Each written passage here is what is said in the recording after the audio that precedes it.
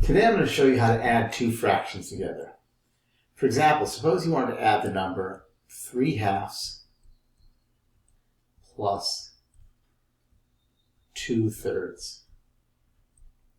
Now, before you can add fractions together, you have to recognize that fractional numbers can be represented in more than one way. For example, another way to say 3/2 is 6/4. How did I get to that? Well, I just multiplied the top number and the bottom number by 2. So multiplying 3 times 2 gives me 6, and multiplying 2 times 2 gives me 4. So 3/2 and 6/4 are equivalent fractions. I could also multiply the top and bottom number by 3. In other words, triple the top and bottom number. If I do that, I get 9/6. So 3/2, 6/4, and 9/6 are all three ways to say the same thing. They are all equivalent fractions. And we can do the same thing with 2/3.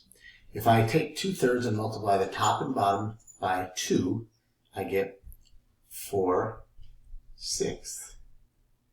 If I multiply the top and bottom by 3, I get 6/9. So 2/3, 4/6, and 6/9 are all three ways of saying the same thing. They are all equivalent fractions.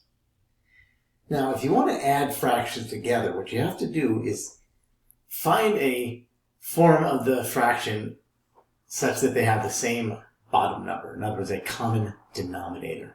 So you can see we sort of did that already. Let's see, if we take this guy here, and this guy here, they both have a common denominator. In other words, they both have a 6 as the bottom number. Once you convert fractions into a form such that they have a common denominator, then adding them becomes very easy.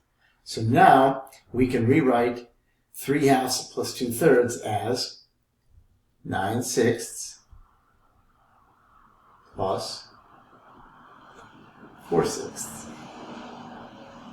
And now to add those, you simply add the top number together. So 9/6 plus 4/6 is 13/6. So that's how you add fractions. Step 1, you convert both fractions into a form such that they have a common bottom number, a common denominator. Then you just add the top numbers, like so.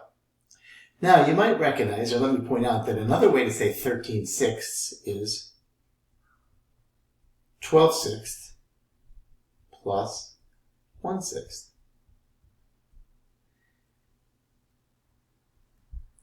Let's do this in reverse. If I say 12/6 plus 1/6, that equals 13/6.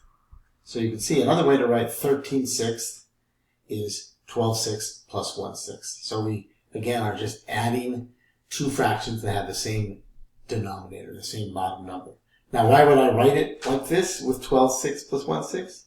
Well, you can see that 12/6 is really just another way to say 2.